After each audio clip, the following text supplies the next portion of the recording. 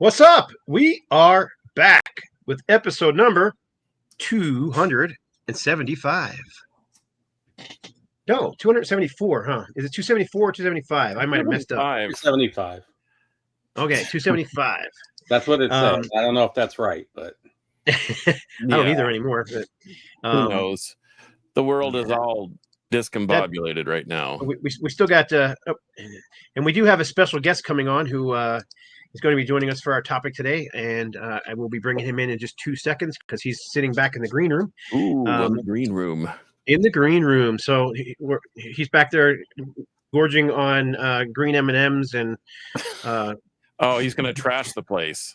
Bottles of fine vodka. Yeah, it was the brown M&Ms that were the problem. And of course a bunch of Coors Light. So he's having a good time back there. Because you can't be American without having some Coors Light. So that's right. Well, and I don't know what do they drink in Massachusetts. I think he's from up in that area. So Massachusetts is what's Sam Adams. Yep. Well, no, is it Yingling that's up there, the oldest beer in the country? Maybe we should just ask him. All right, well, let's bring. Anyhow, his name is Brandon Battick, but we'll bring him on. Then we'll get into our shout outs, and then we'll get into our program. But here he is. Welcome, Brandon. What's going on? Is. Thank you. You're right. I am hammered. It's good to join you guys. I appreciate the green M&Ms in the green room. I'm going through the feels right now, so I can really use them. So thank you. Yeah, we put the green M&Ms in there with the vodka and the beer. That way, if there's throw up somewhere, we know who did it.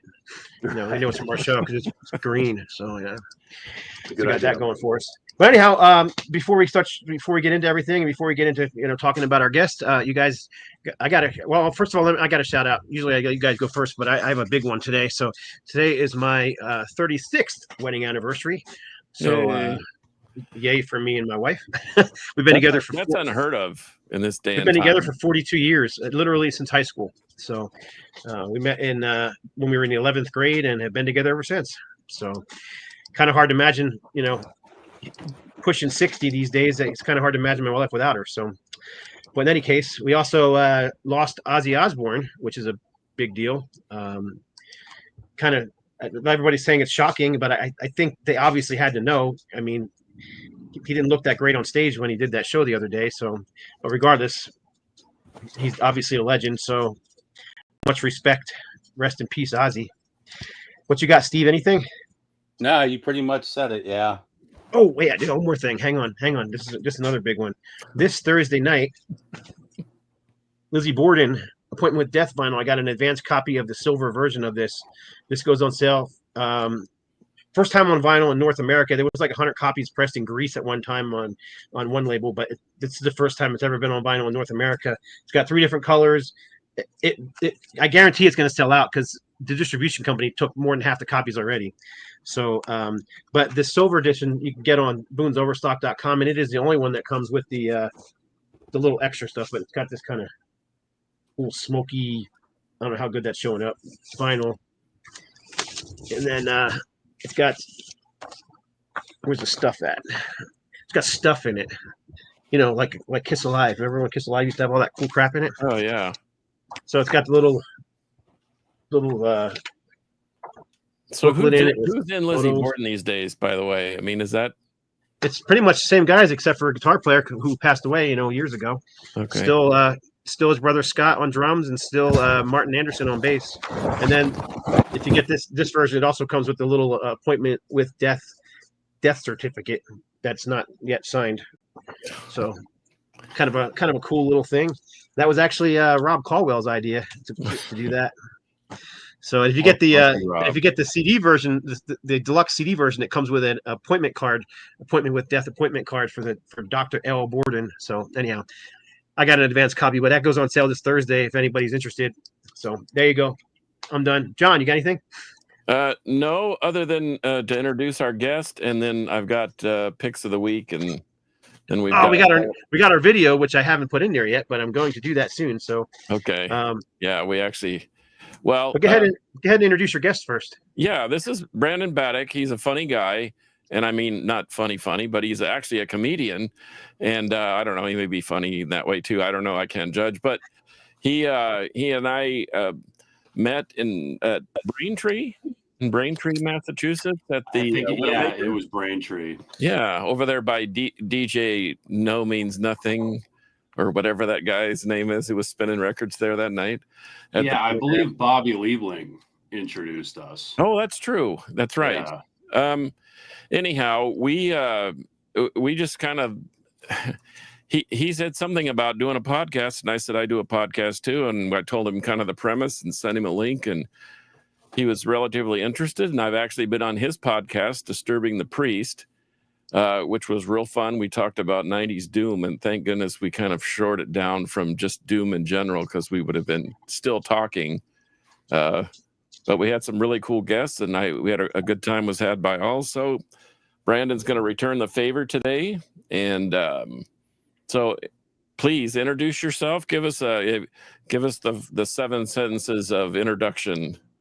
Sure. So I am Brandon Battick, and, I am a comedian, I guess, but it is really hard to have any kind of humor today because of the loss of Ozzy Osbourne. And I know it's like I'm on the younger side, and it's like the joke is that he's going to die. He's going to die any second, but he seems so immortal, I think this might be the first time Ozzy's ever been sober now that he's dead.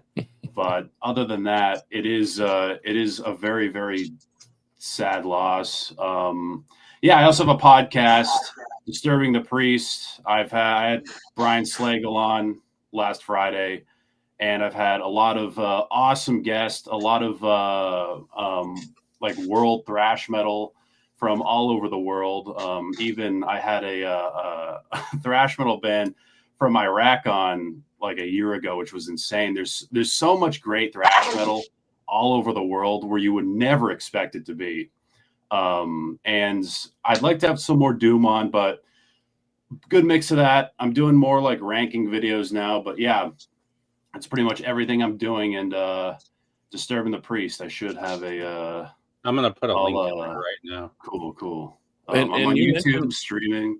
Yeah, you mentioned you were doing are you doing a stand-up movie or a like a 1-hour stand-up thing that you're going to present, or? I have no plans to put out like a comedy special right now, but I am planning to put out like maybe like single bits and stuff on the YouTube channel. But yeah, other than that, like I'd love to do a special one day. Maybe in the next like few years, but the 14 minutes that you sent us were absolutely hilarious. Thanks, man. Very funny. Very funny stuff. Okay, much appreciated. So welcome aboard. Since you've been on this time, now you're part of the crew. You can come back anytime you want. So open invitation. Well, thank you, man. And I love the show. I've been watching a few episodes because like I collect vinyl. So, and the shit I collect, like I show my friends and they're like, what the fuck? Like they all collect like garage rock and psych. They don't know half the shit I'm buying. So it's nice to like, meet some people who actually like understand some of the band names that I have on my records. But yeah, cool stuff. Yeah, okay. That's all of us, all vinyl fanatics. Yeah, and CDs, obviously. This is the CD room, but I do have another room that's full of vinyl. I just don't have my. This just is my one room. Yeah, in fact, I had Tony Clem drove all the way from Indiana down here to see the wildness of the Scott Shell Beast's birthday on Friday, and we saw Rotting Corpse, Gamma Side, Iron Jaw, Perico. Who am I missing?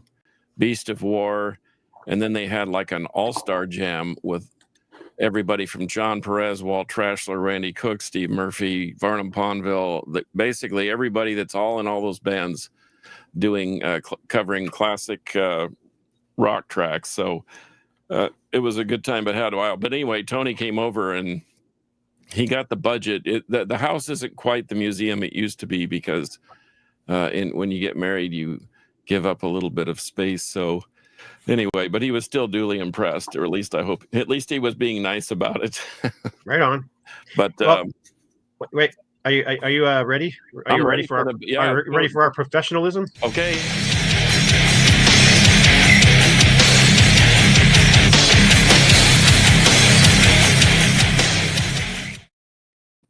Oh, It's time for the pick of the week. That is badass. Freaking awesome.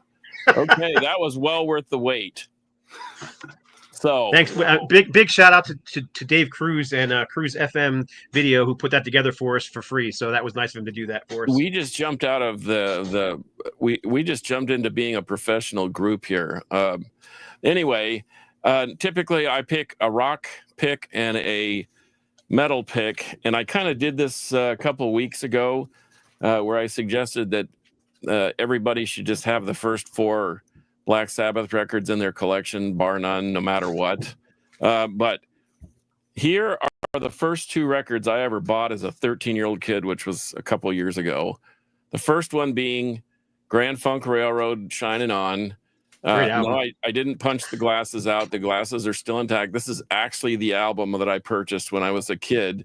And in fact, it's an import copy because I would go to a base commissary and they had a lot of import stuff, which leads me to my next pick. So Black Sabbath Paranoid, this was like a unique German pressing. I mean, I'm sure everyone's used to seeing this version of it. This is the American and so forth version, but this was a weird German version. I didn't know the difference until several years later, but so here it is. And am I backwards? I am backwards, aren't I? No, it looks right to us. I'm backwards. Reads perfect to us. That's a Vertigo logo pressing. And it Is says it Vertigo Swirl? Yeah, it sure is. The center label is? Right on. And then the back looks like this. Awesome. Yeah. So this is the first 2 records I bought. So obviously Ozzy had a huge influence in my life, and I thought, let's just show those first 2. Those are like I said, the very first. I think I spent a whole $7. I think they were $3.50 a piece. Right on. With no tax because it was on a military base. But so that anyway, was Carcasses.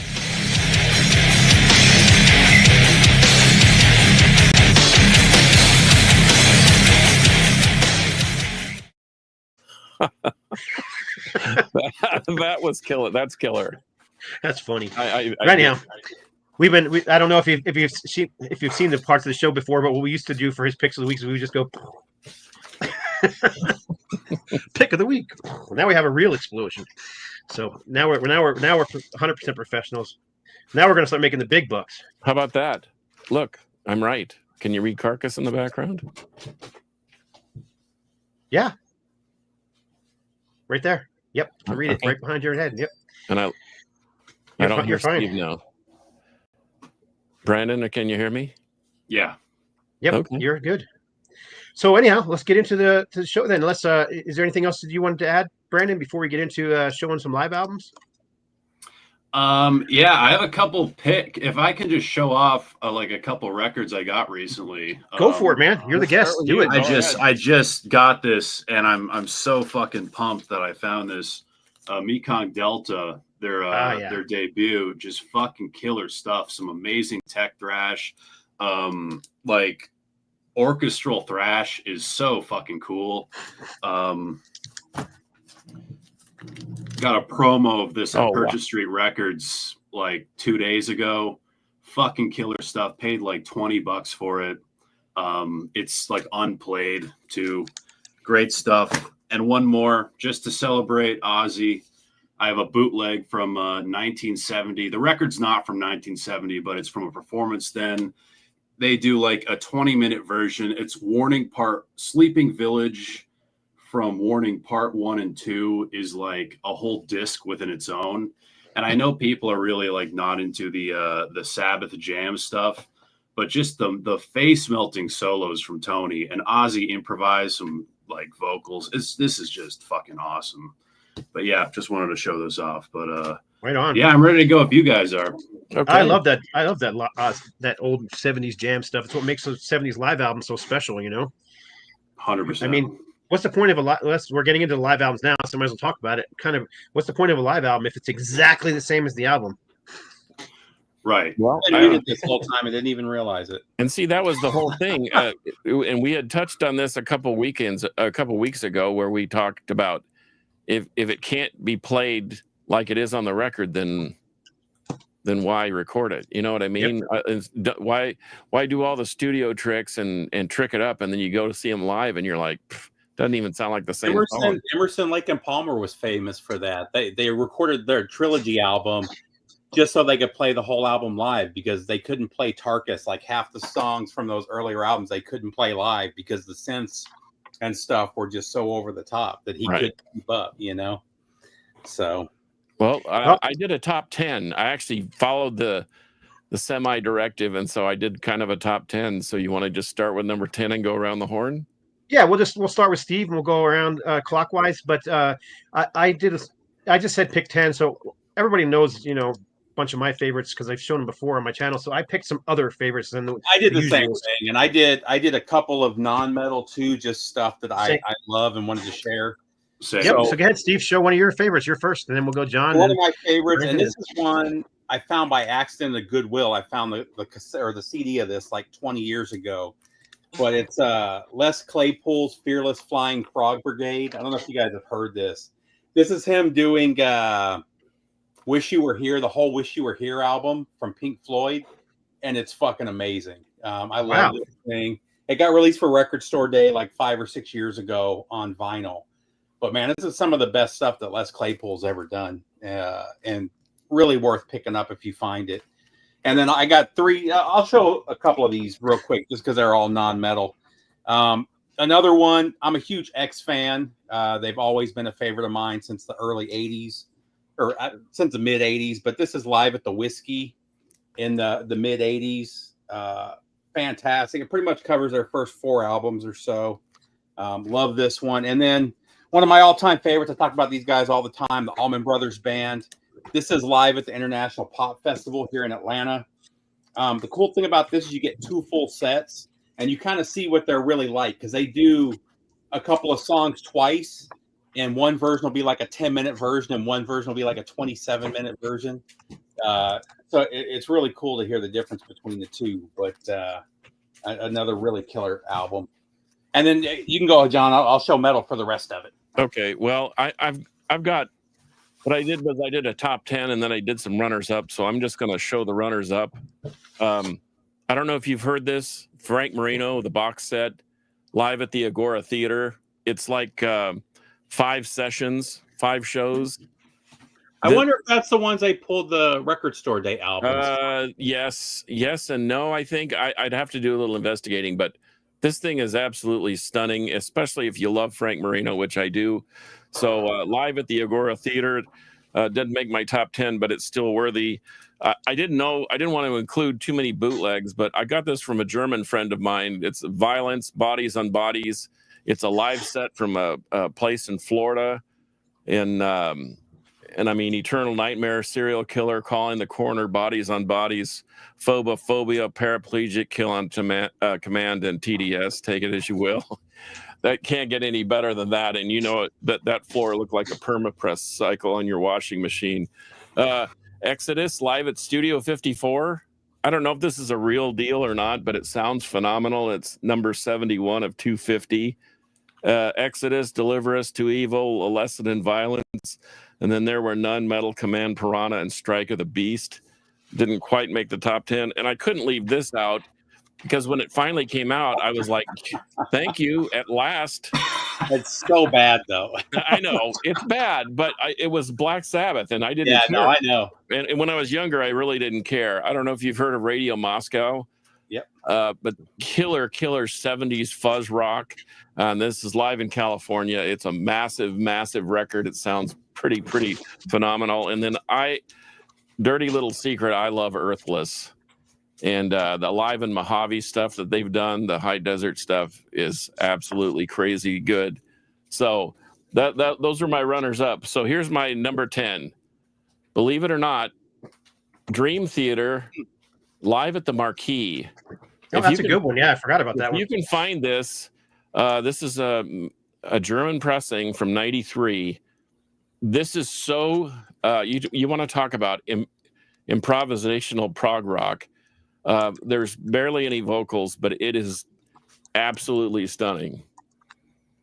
So I'll check that out. I kind of stay away from like the live prog metal stuff because it usually sounds too close to like the studio. No, this is a complete jam session, and it's only one CD. So there's Metropolis, Fortune and Lies, Bombay Vindaloo, which is really cool. Surrounded, Another Hand, The Killing Hand, and Pull Me Under.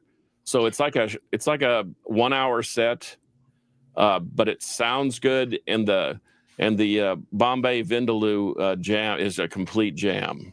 I think you'll really dig it, Brandon. Especially, I try to stay away from that too because the whole Neil Morris transatlantic and all that other stuff is just it's too much. But that thing is exceptional. In fact, that was further up on my list, but other things have taken over.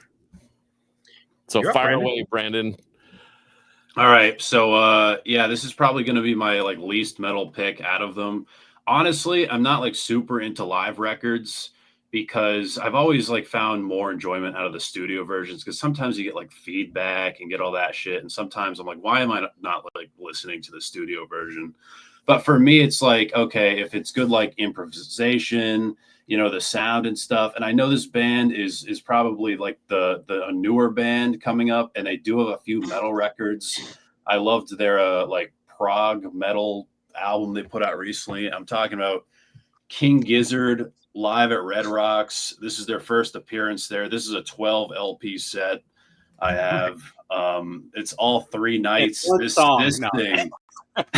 Yeah, it's 3 songs actually, but it's great, man. This thing rips.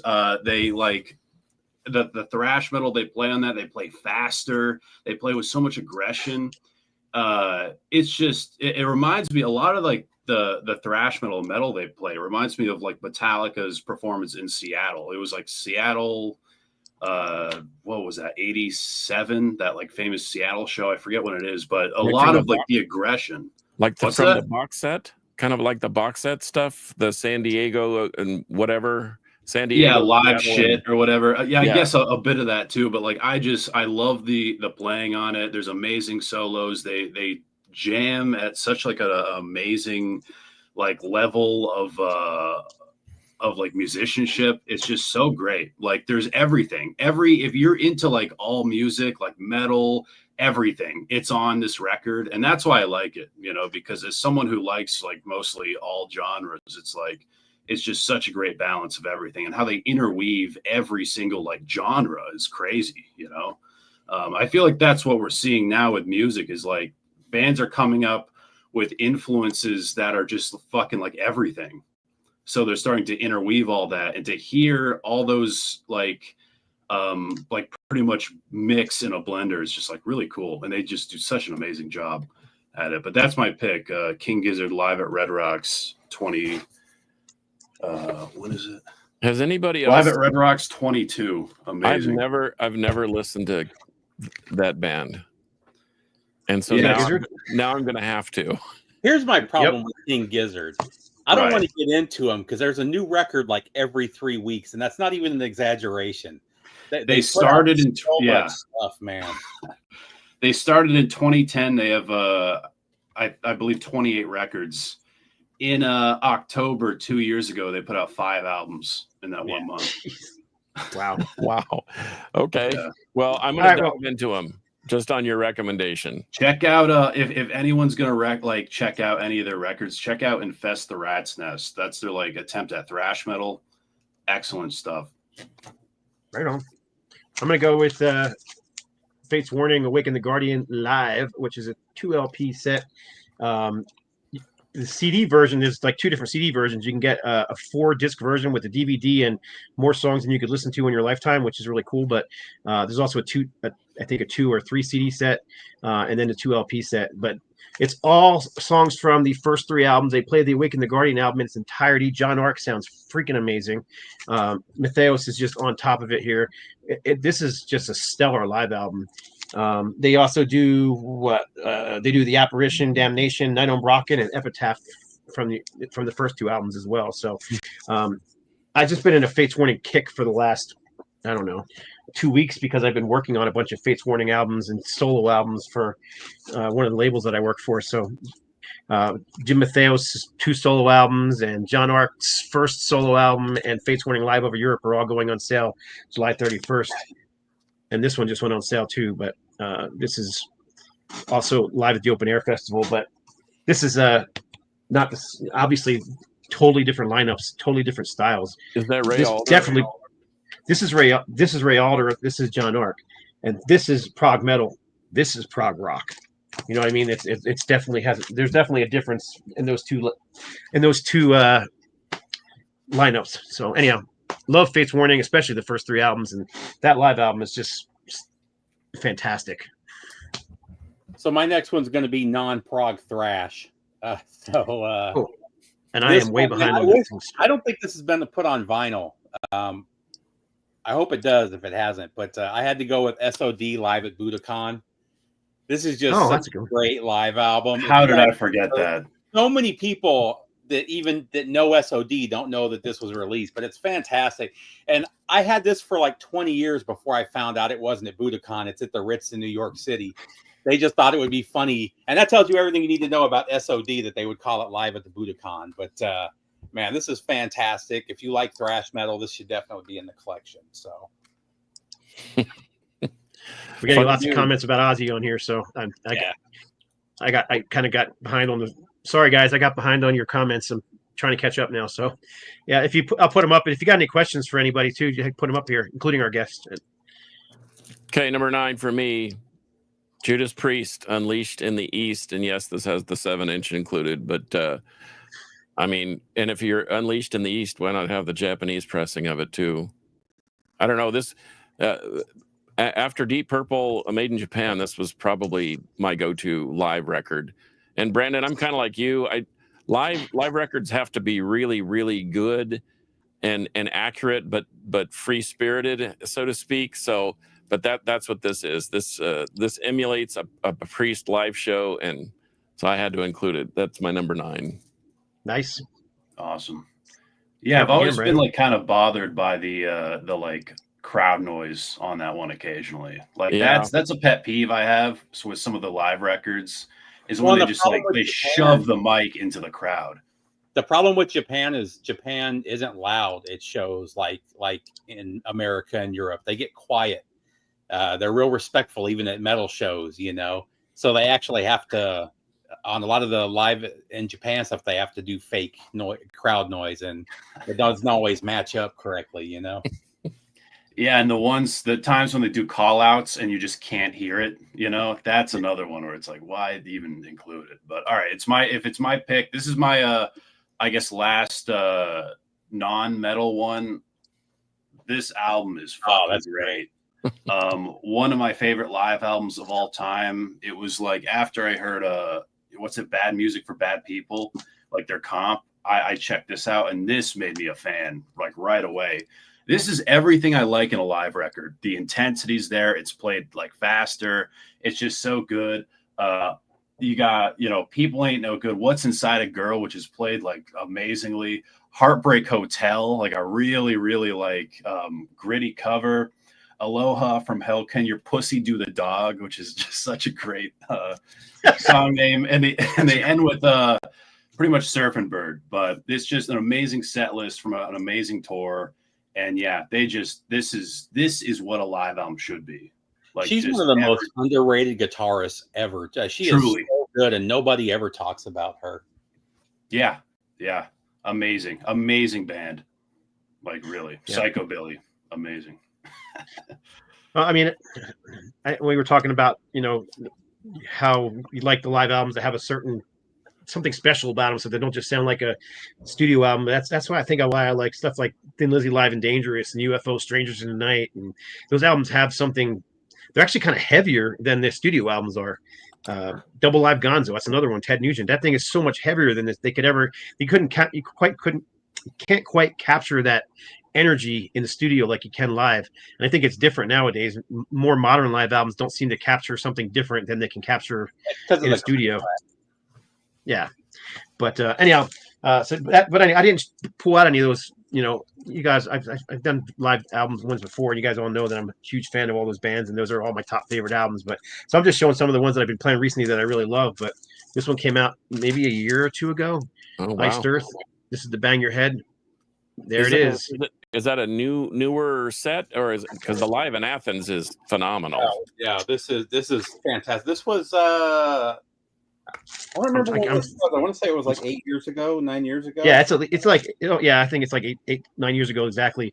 Stu Block is the vocalist on here. He does fantastic. It's got a great set list. The sound quality is awesome. The band was on fire. This is a great live album. I wasn't expecting it to be as good as it was, frankly. Yeah. But yeah, this thing jams. They jam. They're really good. Unfortunately, this thing is really hard to find on vinyl, but I do know one company that has copies left if anybody's interested. I believe it's Backbreaker Records. I'll look it up real quick while Steve's talking and put it in the list. Yeah, I'm not gonna. I had this pulled too, just because you mentioned it. Alive in Athens. If you get this, get the 3 CD version of it. The box set of this, for some reason, doesn't sound. The vinyl box doesn't sound as good. No, and the DVD is great too. Since you mentioned Judas Priest, I had to pull this one out. This is still. I hate that it's my favorite Judas Priest live album, but it still is. Man, Ripper just murdered this thing. It's the best thing that Ripper's ever recorded. But 98 Live Meltdown, man, he kills the Halford stuff. He kills his era stuff. Man, it's a must-have. You're not going to find it on vinyl for a reasonable price, but you should at least have it on CD in the collection. Agreed. Okay, here's my number. You can. All right, I'm going to interrupt you real quick because I just found out that the last remaining copies are at girdermusic.com, and they literally have the last copies on sale for $19 each. Wow. So I will post that. Yeah, I'll post that link up there, and that's for the blue vinyl. There was 3 different colors, but I think all the other colors are sold out. Only the blues left. But yeah, he's got copies on sale for $19. Go ahead. Sorry. Okay. Number 8. Led Zeppelin Song Remains the Same, and the Japanese pressing is a box set that has the whole entire concert, not just. I know that the American release was missing like an hour's worth of music, but anyway, this is the whole business.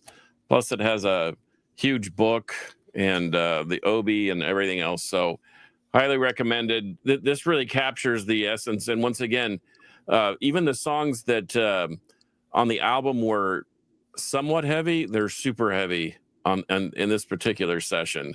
And I have a ton of Zeppelin bootlegs. Some of them sound great, but nothing even comes close to touching this. Highly recommended. Song Remains the Same. That's my number 8 pick. Here's a comment for you, John. Maybe. Maybe. Right on. Who's up? Brandon. All right. My pick's going to be Death live in LA. This shit's just so raw. Amazing set list. Richard Christie is a monster on the kit on this one. It's just, I think my favorite thing about this record is just the rawness. It doesn't sound like it's even produced. There's it's just like a raw, rip of the board. It's so great. Such an amazing, probably like my favorite, death metal live record. Great stuff. There's not a whole bunch of killer death metal live records. I have a Grave DVD that sounds phenomenal, but they just don't put out vinyl, of a live death metal show. Maybe Undergang from Denmark does. They put out a live album about every 3rd year. But doesn't Deceased have a live album out on vinyl? Deceased, yeah. But they're more of a kind of a thrash. Aren't they more thrash than death? Yeah, they're more thrash. Deicide is a pretty good one. Well, yeah. Anyway, what say ye, Scott? This is a recent release on vinyl, but it's been out for years. But this is King's X Live Love in London. This is a 3 LP set. Yeah. It's one of those. It's actually the packaging is kind of cool on this thing because it's one of those. Let's see if I can get it to open up. So it's got there's the one spread, and then it's got a third one in there, but it's like a book. Very Great live photos, fantastic sound quality on this thing. Rob Caldwell did the mastering on it, and it sounds amazing. And it's also a great set list. That's the other thing, that they just chose some of the best songs, man. They start off with Groove Machine, which is one of my favorite King's X tracks. So yeah. So there's, I don't know where we're at, number 8. There's my number 8. 8th pick. Yep. It's funny you showed that one because I actually have King's X Live All Over the Place, Which is also a great. fantastic album too. And this one is cool thing about this one is disc A is electric, and then disc B has an acoustic section. It's fantastic, and then it finishes off with electric again. But this one blew me away. This is one of my favorite King's X releases. Another one that really needs to be on vinyl. I wonder if any of that is on here, because that What label is it on? cover, it's Metal Blade. Show me the front cover of the record. This one? Yeah. Live Love in London. Okay, it looked like a similar picture of the, but it's not. Yeah, no, this is a more recent concert, produced by Wally Farkas of Galactic Cowboys fame. Yeah, this is early 2000s when this one came out. So. Yeah, that one's great too. Yeah, John. Okay, I have about 60 Jimi Hendrix bootlegs, and I love Hendrix, and I know you do love Hendrix, but I settled on this one. I was going to go for Rainbow Bridge, but Hendrix, Band of Gypsies, is just so killer. And if you do the one, you've got to do the you got to do two. You got to do the second one too. So both of the Band of Gypsies are my number 7 pick. And I could listen to this thing on the loop, just even if it's just for Machine Gun is one of my favorite tracks. And I was just gonna say Machine Gun's freaking killer on that thing. Yeah. So and it's hard to argue with Hendrix, but I mean I've got so many, and some of them are really, really well recorded. That Live in Copenhagen. I think we listened to that when you were here, Scott. We listened to the Live in Copenhagen, and it was mostly a jam thing. Yeah. Jimmy just says, I don't feel like singing tonight. We're just going to jam. And they just basically did. They just, okay, whatever, Mr. Hendrix. But anyway. Okay. You got a question, John? I did. Oh, John, let me trick question. Thin Lizzy or Jimi Hendrix? I have nothing against Thin Lizzy, but I love Jimi Hendrix. So I love them both. That's like asking me which is my favorite kid. Yeah, but and you don't have Thin Lizzy the way they are without Jimmy. They were huge Hendrix fans, so right. So anyway, Brandon, what you got? Hang on. I know he must be muted on your end because you're not on my end. There you go. Hello, you can hear me? Oh, there you are. Yeah, you're good. All right, yeah. All right, so I wanted to do the second one because I feel like someone's going to say this, but it just has one of those like the best opening tracks on a live record, and I'm talking about Kiss Alive. Even though it might not technically count on this list or like in this whole thing because, knowing the backstory of it, but God, what a great set list. It just sounds so great. I've spun this a million times. Got Parasite on it, got stuff off Hotter Than Hell, which is my favorite Kiss record, so that also adds the love for me. But Love Alive, like, what is there to even say about it? It's just such it's a freaking classic. I mean, it was a lot of it re-recorded, but a lot of bands did that with their live albums. Even that Judas Priest album you showed earlier, most of the vocals were, if I'm not mistaken, were re-recorded. Yeah, well, and I've come full circle on that on the first 2 Kiss Alive records. I kind of am leaning towards Kiss Alive 2. Actually, I don't know. I mean, I know that sounds sacrilegious, but I would say Alive is more important, but the songs, they just had so many more great songs by the time this one came out. And it's really just that Thank list. you. Yeah. Well, since we're talking Kiss, and I'm up next, I wasn't going to show these, but I just got these in the mail. Haven't even heard them yet. Alive in East Lansing, 74, and Amityville, 73. Oh wow! I haven't heard them yet, but up in your neck of the woods, Brandon. Yep, they're Amityville up there. What? I'm actually in Rhode Island right now. Oh, okay. Oh yeah. Oh, so I'm still up here. Okay. this is another recent release, although this is from, I think this was recorded in, 2000? But this is the Deliverance live at Cornerstone Fest, 2001, not 2000. This is a stellar show from them. I mean, great thrash metal, speed metal, whatever you want to call them. I know Jimmy Brown, the vocalist guitarist from the band, says they're speed metal, not thrash, but whatever. Great set list. That the sound quality is great. And this was like a reunion show. Actually, it says on the bottom, the Triumphant Return, because they had broken up a few years earlier and they got back together and started recording a new album. And this was like the first time they got back together to do a show at the Cornerstone Festival. And yeah, they played the main stage there, and it's a 2 LP set.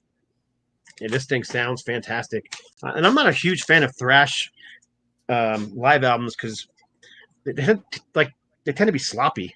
You know, thrash is such a technical form of music, and that fast down picking. You got 2 guitar players that are trying to do the same thing at the same time. It's just, I don't know. Like Nuclear Assault's official live album is horrendous in my opinion. Even that Testament album that ended up coming out in what was it, 83, 85, whatever it was. Yeah, there was a reason that it was only released as an EP originally, because you hear the rest of the songs later on, and it's like, oh, that's why they didn't release those songs. So anyhow, but it's hard to be that tight when you're a thrash band, and the fact that you're up there, you know, headbanging and thrashing around the stage and having a good time. So you're not trying necessarily to be tight, but they were super tight on that Deliverance live album. You got that one, don't you, Steve? You should check out Razor live in Japan or Power Trip live in Seattle. I've got the Razor. Razor's good too. Yeah, there's just a lot of some good ones. It's just there's a lot of bad ones. Understood.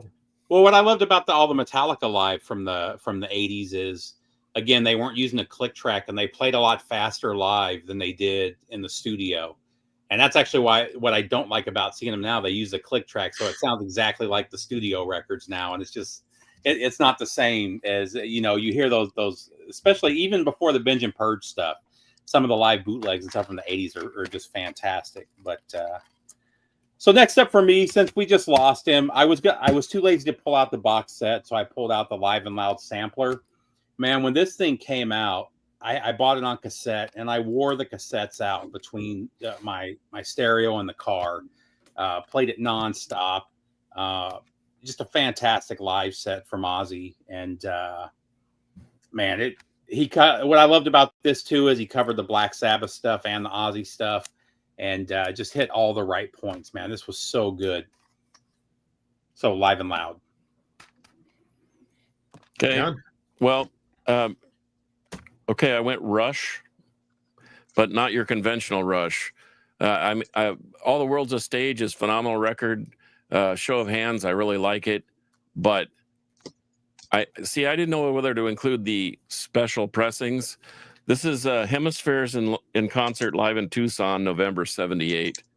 And once again, it's one of those FM radio broadcast things.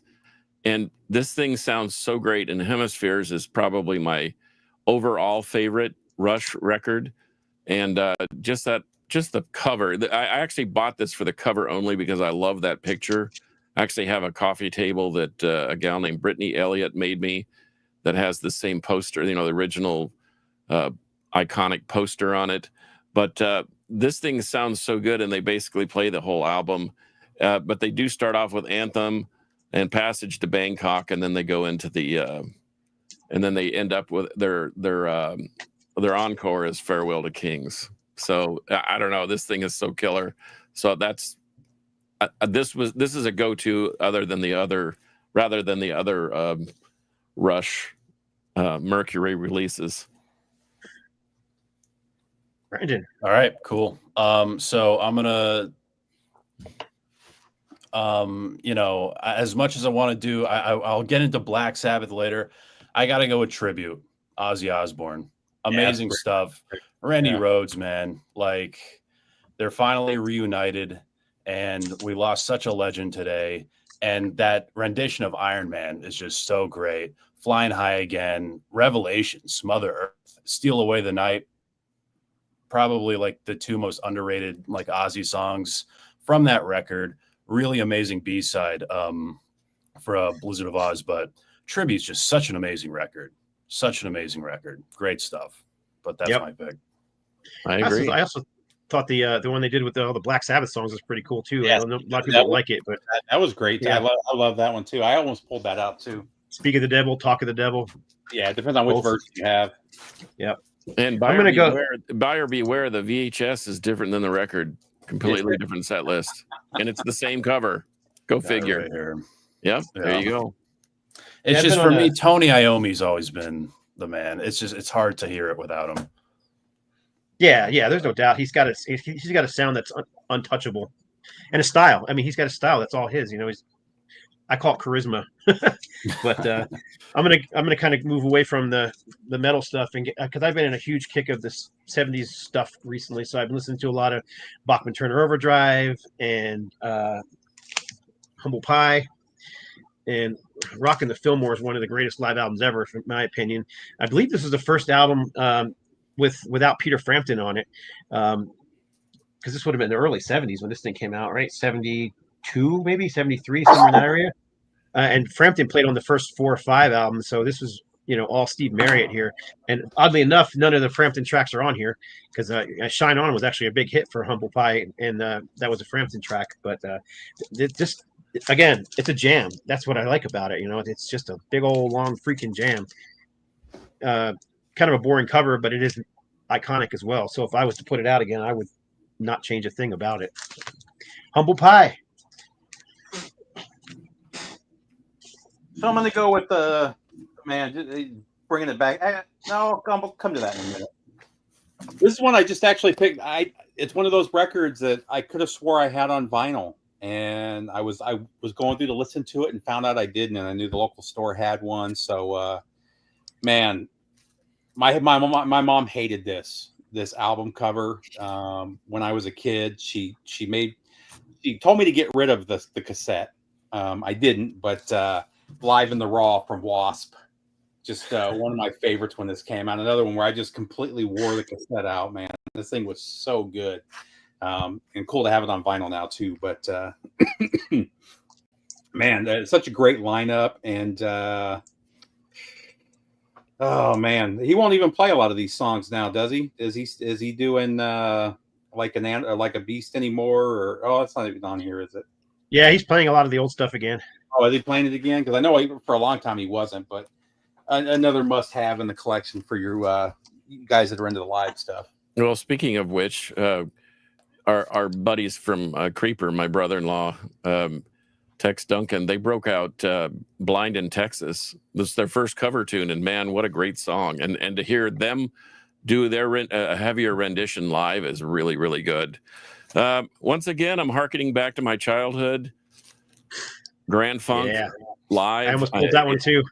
once again, it's hard to say which is better. And so Caught in the Act, well, it's kind of the same problem we have with Kiss Alive 1 and 2. I think there are better songs and more good songs on this one, but I mean this thing basically was, this is the reason why they sold out Shea Stadium in 15 minutes, 68,000 seats. And one of the cool aspects of driving around the country is we had a show in Flint, Michigan. And Tony and Scooter and I went over to the Grand Funk or Grand Trunk Railroad trestle that's been painted over with the Grand Funk thing and got our picture taken. And it was iconic for us. And I don't know why. It's just graffiti, but it's been there since 71, so you have to participate. But Grand Funk Live, I think that's number 5. I have no clue. I think keeping up with numbers. Yeah. Well, anyway. You can't. These are both can't miss. Caught in the Act or the Grand Funk Live record. Great proto metal there. Now I'm gonna keep this going with Live Decade of Aggression. I love this record. It's just nonstop. This is just a train going a million miles per hour. This record, like you think it's going to slow down, but it doesn't. I can't imagine being at the show. I would have died in the pit. I can't imagine the energy of the crowd, and you can hear it. You can hear how pumped up everyone is. You can hear people carving Slayer into their arms, screaming, ripping people in half. Just such an amazing set list. I know the band's first live record is kind of, their most famous, and people usually put that on top. But we have such an amazing track listing here. Like, Slayer has more like good stuff like past their first album and EP, and to hear that played at such intensity and with such speed is so great. And it's like, like a triple disc CD or something. Like there's so much of it. But yeah, just such a great, like, historic live record for the band. But yeah, Decade of Aggression, one of the best like thrash records ever put out. Yeah, I love when there's live records. Slayer in the 80s and the early 90s. I don't think it gets more aggressive than their live shows. I mean, I've never seen bigger mosh pits in my life as I saw at Slayer when I saw them. I think 92. I mean, it was one of the most insane shows I've ever been to. And again, yeah, they play so fast. I mean, the albums are fast, but they played them even faster back then. It was nuts. And that's like after their first 5 albums too. They put out that live album. So it's like they were just on their game. Like it was peak Slayer. It really was like 100%. The peak of their career. Yep. That's one of the things I like about live albums, when you can almost feel the energy the crowd's giving off, and the band's feeding off that energy. I mean, yeah. I said I was, on a huge 70s kick, and I said Humble Pie and Bachman Turner Overdrive. Another one is Mop the Hoople. I almost pulled that one out, but I knew you would. I just listened to it 2 days ago. I just been on a huge Mop the Hoople and Ian Hunter kick. I do that all the time. Ian Hunter kick recently, in the last couple months. So, but yeah, this is a classic live album. I mean, classic 70s album. That one with the Columbia Record Club thing. That was one of my. Yeah, I remember buying this as a kid and just staring at that back cover with all those people like hanging from the rafters, wondering what the heck's going on there. It's just they're such a weird band. One of the original, 70s glam rock bands. Yeah, Steve, you're up again. Speaking of the 70s, nobody ever shows this when they're talking about the best double lives. This one is super underrated and super overlooked. It was one that I overlooked until recently. John Bitbot Boom told me about it, said I had to get it, and I bought it, and now I can't stop playing it. But Quo Live, man, this is 12 out of 10 right here. It doesn't get much better. This is them at their peak. They were never real big here in the U.S., but in Europe they were one of the biggest. They were kind of like Grand Funk was here. They were huge in the 70s, and almost nobody knows about them now, which is sad. But you can't go wrong with the Quo Live stuff. So everybody should have this. If you're into hard rock and metal, this should be in the collection. Okay, well, only because the Poser King down in Houston mentioned it, I'm going to skip over my previous pick and just go ahead and tip my hand. Deep Purple, made in Japan. The Japanese pressing has all 3 sessions mapped out on vinyl. That's why I like it. However, this is probably what you're used to listening to. I think this was the 5th or 6th record that I purchased when I was 13 years old. So I think I purchased the Grand Funk Red album, Aerosmith Get Your Wings. That's the 3rd and 4th. And then the 5th and the 6th was Deep Purple. And then the Black Sabbath self-titled. So that was standing right next to this one at the cash register. But anyway, you've got to have this was the epitome of a live album. This was my number 1 for the longest time, but and for good reason. The playing is phenomenal.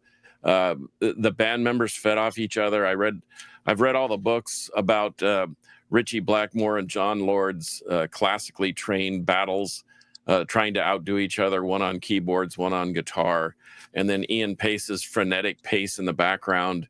Along with Roger Glover's just sensational playing on bass, holding down the rhythm. This thing, and then Ian Gillan. I mean, how can you pass up Ian Gillan?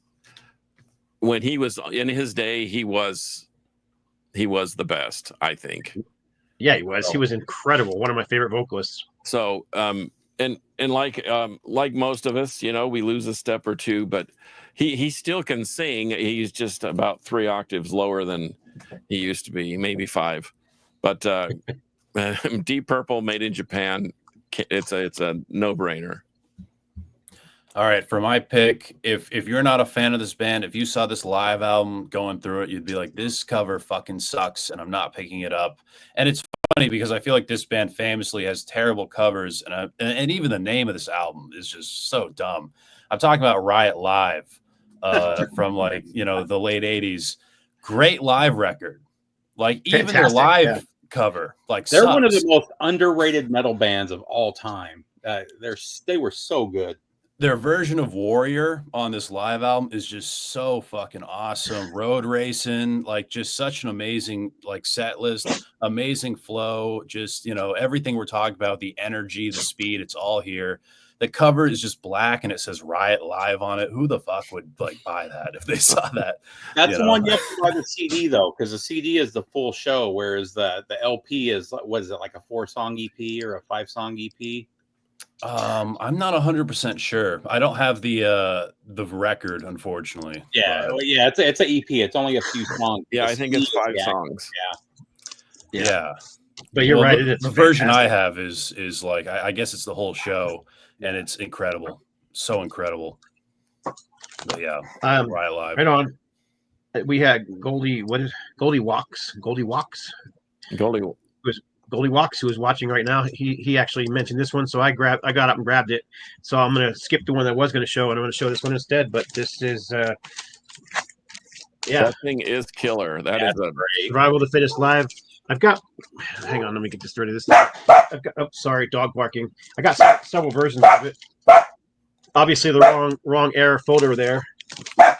Another one, and then my dog is being a pain in the ass. Sorry. But yeah, Survival of the Fittest. It's a jam. That's what it is. So I'm gonna get my dog out of the room. Go ahead. Yeah. So one more from the 70s that everybody should have. Was this 70s? I'm pretty sure this was 1980 when it came out. So it was recorded in 78 and 80. But Live in the Heart of the City, man. This is such a great live album. And you got to find the 2 LP version. The second LP is the Live at Hammersmith. Which is fantastic as well. But whatever version of this was Whitesnake at their best, before they went to pop a couple albums later, just one of those perfect live albums that man, it doesn't get much better than this.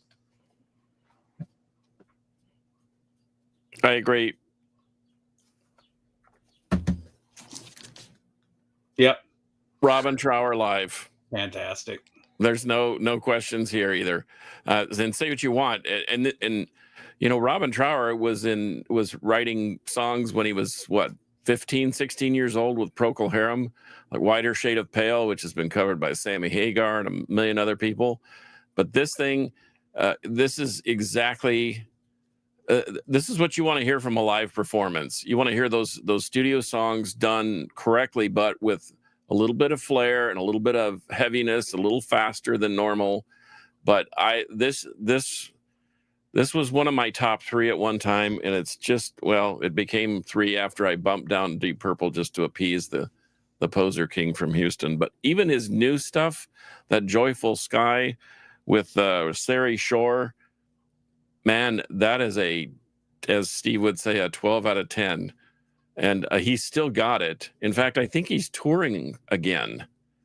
So if he's anywhere near Dallas Fort Worth, we're gonna go see him. And but Robin Trower live, just get it. He great live. He came out with a Live in America. It's a 2-disc set where he has basically a song recorded in cities all throughout the United States. Doesn't quite have the flow of this. And I've got some bootleg stuff too from him special pressings, but it just doesn't have the quality of this. I mean, this was done the way a live album should be done. So can't miss. And now it's going to get really interesting with 2 more picks to go. Yeah. Now, 1987 was a great year, especially in concert. And I'm talking about Abigail live.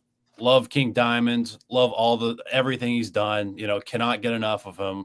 Arrival, they do Come to the Sabbath on this, the 7th Day of July, amazing guitar solos on it, amazing drum solos on this, the candle, like just a great, well-rounded record. And everyone's just excellent on it. Amazing performances from everybody, but love it.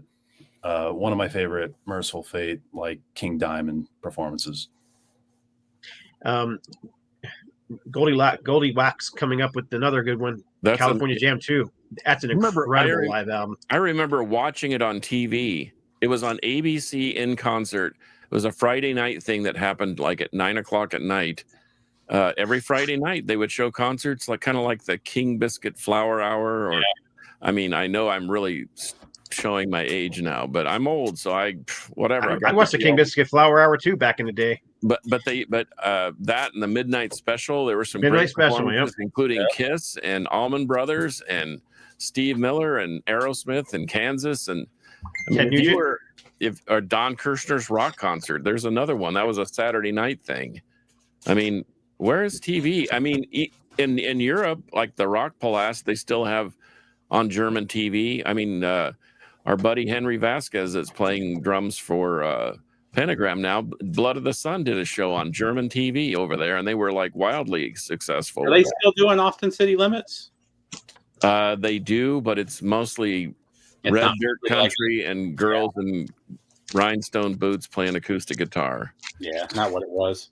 Yeah. Well, since we're running out of time, I'm going to show my last few I have here. This is brilliant live album from the new wave British heavy metal band Saxon. The Eagles Landed. If you don't know this one, you're probably not a metal fan. I said I was in all the 70s rock, and this one, a lot of people make fun of this guy, but I just saw him in concert, and I think he's a stellar guitar player, and I'm still a huge fan. Don't care what other people say, but Frampton Comes Alive. This album's a jam. I mean, an absolute freaking jam. The guy's a great guitar player. He was in Humble Pie and wrote some great songs with them. And he also has great songs with Peter Frampton, and people just know him by his pop songs, unfortunately, but whatever. And then my last one is, again, another, because I just been in the 70s mood, but Slade Alive, another, 70s power pop band or whatever you want to call them, glam band, but just a classic live album. I like the cover art too. I know it's simple and generic, but it almost looks like a punk record, like Detente or one of those old early 80s thrash records. Yeah, it kind of has a punk. I don't know. I've always liked the cover. It's one of those things you sit there and you stare at it and try to figure out what the things are that are on there, and obviously it's just the band live, but it's just so odd. Anyhow, that's it for me. Go ahead, Steve. You're up. So these last two actually are probably two of my favorite records, maybe even my two favorite records of all time. So a lot of people list Live After Death as one of their favorites. That has never been my favorite Maiden live. It's always been Beast over Hammersmith. Dickinson was new to the band. This was March of '82, so he joined late '81. So he had only been in the band for a number of months at this point. And man, it's just fantastic. You still got a lot of that punk aggression from the first couple albums, and then you're starting to hear what they would become with him as the lead singer. I'm glad they finally did this one on vinyl. Always been a favorite of mine. And then number one, I couldn't find it. I don't know what I did with it. It's probably in the truck somewhere. But Under a Pale Gray Sky is one of my all-time favorite live albums. It's Sepultura in December of 1996. It was at the Brixton Academy. I saw him a month and a half before in one of the final shows with Max. It was literally Max's final show. They did like a 2-hour set, covered everything. It literally is a perfect live album. And he literally walked off the stage, walked out of the Brixton Academy, and he was out of the band. He didn't say anything to anybody in the band. He just left. And just kind of a last hurrah type of moment, and it's one I wish they would put it on vinyl, but it's two full CDs. So it'd probably be like 3 or 4 records, but man, I saw that, like I said, I saw him a month and a half before that at the first Ozfest. It's one of the best live shows I've been to.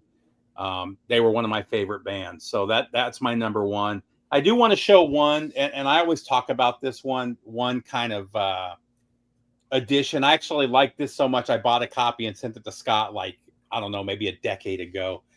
And it was one that I bought. It was kind of I like Dokken. I don't love Dokken. But I saw this. It's live from 81. So, I mean, this is early for Dokken. I think this is the best thing Dokken ever released, man. This thing sounds fantastic. You know, it's guys, they hadn't been signed to a major label yet. They don't have, you know, they still have that hunger that they would lose. You know, they weren't the superstars that they would become shortly after when the egos kick in, you know. And it's just one of those moments in time that's really worth having. Really killer though, but it's called From Conception Live 1981. So, okay, cool. I like Dokken. You're rocking with Dokken. Okay, one of my favorite bands, and it's no secret, is Blood Incantation. And I couldn't really decide between three, so I'm just going to show all three real quick. This is a video of a rehearsal for Hidden History of the Human Race. And you want to talk about raw footage. This is just someone with a VHS camera on a tripod, and it's filming the four of these dudes just blistering through the whole album. And it's 40 minutes of mayhem, and it's absolutely stunning. And so, yes, I still have VCRs in my house. The other thing is they can go from that to the quiet, cool, calm nether regions of outer space with Time Wave Zero. And this show from Denver called Enter the Stargate is so cool. And they do a couple of extra things. There's 30 extra minutes with an encore set. It's like 83 minutes. But this is chill. If you're wanting to just relax, you've had a bad day at the office, sit down and watch this on a big screen in 5.1. It is so good. But they actually put out, I got this directly from Paul. This is live vitrification. One side is like silk screen with all these alien etchings. And then the other side is actually an 18-minute song that you can only get through this. But I don't know if you can kind of see the etchings and the baby and the pyramid and all that. Man, I love this band. They can do anything. We saw them last year with Midwife, and they absolutely shredded through every song, slowed down, floated through these ambient sections, and it was so good. And even Steph, who had never seen them before, and I'm not sure knew that much, except she's from Denver, and she knew they were from Denver, of course. She just said, I don't know what I just saw, but I loved it. And that's exactly how I feel every time I see them. And so, not to disappoint, everyone knows that my favorite band in the universe is Osric Tentacles. This is live at the Pong Masters Ball. I love this record, but what got me into Osric Tentacles is I was listening to this live under Slunky in a record store in Houston that our Poser King is very familiar with, called Vinyl Edge. And he didn't have this album in stock, but he had Strangitude. So I bought it and never looked back. Osric Tentacles is awesome. They're one of those bands, again, they can jam, they can do intricate things. They have I have a Jordan Rudess solo album, who is the keyboard player for Dream Theater, and he's got Ed Wynn, the guitarist for Osric's, and Zach Wilde playing on the same song. So he's got chops, and that's what I love about Ed, is that he's the chief songwriter, and now his wife is the bass player, and they are able to pull great people in and just still put out great music. And I think they're on album number 24 or 5, and Ed has several solo projects, and you just can't go wrong. Osric Tentacles, do a deep dive, ask Scott. Scott didn't know who they were, and we started talking about it. Now Scott's just like me. He's a huge fan and clamoring for the next record. So, Brandon? All right, cool. My last two, I'm just going to do my second real quick. Rude Awakening by Megadeth. Megadeth's one of my favorite bands of all time. The Dread and the Fugitive Mind opener has always just been just so awesome. They do Hangar 18 into Return to Hangar, which is just so great. Angry Again, Reckoning Day, a lot of great cuts on it. Yeah, Dave might sound like a Muppet on some parts, but still an amazing fucking record. I've always loved Mustaine. I've always loved the musicianship on that record. All right, for my number one, I kind of hate to talk about this record because of everything that happened today. But just quick honorable mention to Cross Purposes Live. This is one of the greatest Black Sabbath live albums of all time. We get the Wizard live on this. This is 3 whole eras of the band on one live album. I believe it was released as like a VHS tape. I'm not really sure about the specifics there, but like Symptom of the Universe played in full on this. Time Machine Dehumanizer opens up this record. It's just fucking killer stuff. Is that Tony Martin singing? Tony Martin, yeah. Yeah. Tony Amazing. Martin, he's the only one. I love Ozzy. He's my favorite era. I love Dio. But Dio singing Ozzy wasn't great. Tony Martin's the only one that was able to pull off like every single era of Ozzy. Or I'm sorry, every single era of Black Sabbath pretty much flawlessly. Truly. And I know he can even like the Ian Gillan stuff. I bet he can pull off too if he ever did that. But my number one, I think it's the best live album they ever put out. Live at Asbury Park, 1975. This was made official recently because of the Sabotage box set, one of the most legendary Black Sabbath bootlegs ever. This thing just fucking rips. The band's in their prime. I always thought that the mid-70s was Ozzy's best vocal era, and that's on full display here. Tony Iommi is amazing. Bill Ward has amazing drum solos on this. One of the best set lists the band ever did. You know, the Sabotage era, are you fucking kidding me? Like, I think they're the best album they ever did. Rip Ozzy Osbourne, the greatest frontman of all time. This album is so fucking legendary. I'm going to drink and spin this to death tonight. But it's my number one pick. Awesome. And I will say about Ozzy, even when I saw him in the 90s, he controlled a crowd like I don't think I've ever seen anybody control a crowd the way he did, and would get the crowd quiet and then hyped, and then I mean, what he would totally have you under his spell. He is one of the greatest frontmen of all time. Like just his presence, just him entering a room alone. You know, the whole vibe. In the 90s, he was already walking. He was already all messed up and having trouble walking and with his arms, and still, man, he would get out there and just come alive. And man, it was just an experience back then. I was fortunate enough to see them on the very first show of the End Tour, which was in Denver, and one of the last shows that was here in Dallas.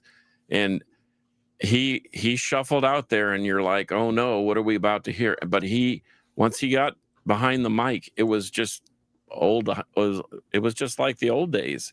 It was flawless. And so that's why I was glad to have seen him then, as opposed to that thing that was a couple weeks ago. And I understand why they did it, and I understand why they wanted to do it. More power to them. I hope it helped the charities and so forth. But I got to see him in several eras, including the End Tour, and I couldn't be happier about it, because they were Black Sabbath. They were what you would expect. And he sounded great on the Back to the Beginning thing too. Like very suspiciously great. But I thought he sounded like I watched the live stream. I thought he sounded great. You know. Yeah. Well, and once again, there's a lot of things that can be tricked out, but man, it all starts with a riff, like you said. Iommi is. I'm not sure. Iommi is like the foundation of that thing, and then Geezer, we haven't mentioned him, but yeah, between those two and the classic drums, I mean, Ozzy. We've talked about it. Geezer was the most underrated part of that band. Those bass lines are some of the best bass lines of metal, and gave them that metal sound almost, you know. But yeah, it's too bad that Ray Gillan didn't really get his shot at that, because I think that he would have surpassed Tony Martin. Not that Tony Martin is a slouch, and I have nothing against him. Have you heard that? Ray Gillan, yeah, it's fantastic. I've got the 2 CD version of the album with Ray Gillan on the second disc. Well, Badlands Dusk, yeah, by far is the best metal rock, hard rock record maybe of that era, in the 90s. bar none. That thing is phenomenal. Great riffs, great Have you hooks, checked out Red great Sea, vocals. John? Have you Yes. seen that? Okay, Yeah, I got that from Greg That's Chasen. great too. I got it right here, actually, like the Ray Gillen. Oh yeah, there you go. Spin that too so before you good. get too hammered tonight, Brandon. Yeah, just so great. Like this is the 7th Star tour. Yeah. And it's like a board rip of it. So amazing. Like the potential, you know, he was going to be like, I believe for Eternal Idol, they had to redub his vocals, you know, Yeah, with Tony Martin. But yeah, and that's great what I was singer. saying. You can get there's a 2 CD version of it, or the second CD is the Ray Gillen tracks, And it's live in San Antonio. They do a bunch of live in San Antonio stuff. So, but anyway, well, thanks for hanging out with us, Brandon. That was absolutely fun. Thank you. My pleasure. I was a little down today, but you know, talking to you guys, definitely feeling a little better because this is good. Maybe one of the saddest, like the saddest day in heavy metal. So glad we were able to like talk some music and yeah. Well, that's the beauty of records and tapes and CDs and VHSs, is you can harken back and look at and watch that stuff. And we didn't just lose a metal icon. I mean, it's literally somebody that created the genre, you know. Right. The voice. Guys created the genre is you know. Absolutely. Hey, Brandon, where can people find you at? So if you want to be updated with my comedy stuff on Instagram, you can follow me at Brandon Battick. Battick is my name. Also, check out my podcast, Disturbing the Priest. You can just look up Disturbing the Priest podcast on YouTube, Spotify, Apple. I'm everywhere. I have episodes every Friday, and I have clips on YouTube every Tuesday. But yeah, that's where you can find me. Speaking of great Black Sabbath songs, that's one right there. Yeah, yeah, one of the best like Sabbath records too, in my opinion. And I mentioned earlier, in a couple days, the Earth stuff is coming out. They just announced that, and I think it's on the 27th. I pre-ordered that, and it's not all Earth. Like some of them are like that live record I was showing you. One of them's like just a track off that, like just like Sabbath, like live in the early days. It's kind of like I think like maybe a couple songs are from Earth, but yeah, is it like the awesome. Walpurgis live, and there's like demo for Black Sabbath, and then there's Earth tracks connected to it, because I've got a couple of those. I think the Rebel is on it. It's the first. They're saying it's the first time any of the stuff's been officially released. So I mean, it's actually the band that's doing it. It's not bootleg or any of that stuff. So I'm excited. I have it pre-ordered. So, John, where can people find you at? At Carcass John Art on Instagram, and at 128 DB Rock. I have the Crypt and Carcass John's alter ego. And if you download the free 128 DB Rock app, you have access to those shows for up to 7 days after they air. So check that out. And if you want to just message me, you can just message me at carcassjohn@hotmail.com. I know my wife thinks that's funny that I actually have a Hotmail still, but I do. Right on. Steve? Yeah, Harmless Rebel at YouTube and Harmless_Rebel at Instagram are the best ways to find me.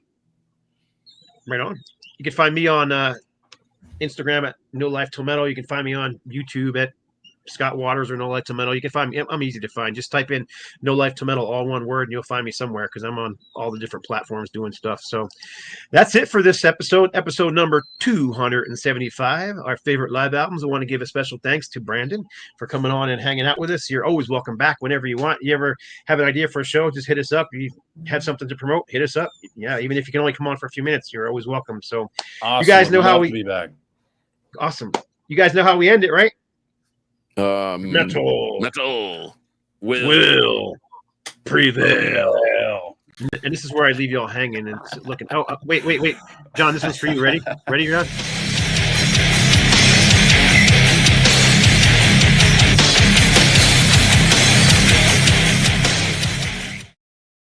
Yes. I'm going to have a whole show of Picks of the Week just so we can play that riff. I will see y'all next week.